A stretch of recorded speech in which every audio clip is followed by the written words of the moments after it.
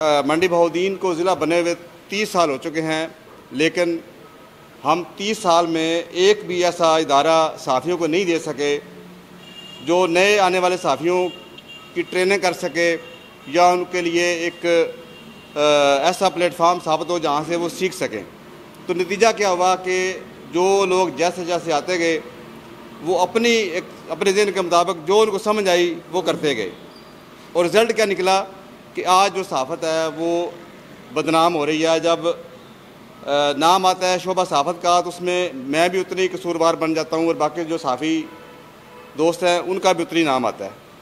तो इसलिए सबसे पहले हम सब ने जो यहाँ पर सीनियर दोस्त बैठे हुए हैं उनका ये फ़र्ज़ है कि वो इसमें अपना पॉजिटिव रोल प्ले करें और जो ज़ाती इख्तलाफात हैं या ज़ाती मफादात हैं उनको पसे पुश डाल दें और एक बड़े काज के लिए वो आगे आएँ और इस तंजीम को लेकर चलें। यहाँ पर जो दोस्त बैठे हुए हैं इनका तल्लक मुख्तलिफ़ प्रेस क्लब से है, मुख्तलिफ़ तंजीमों से है। उनके ज़ाती मफादात भी होंगे, इख्तलाफात भी होंगे।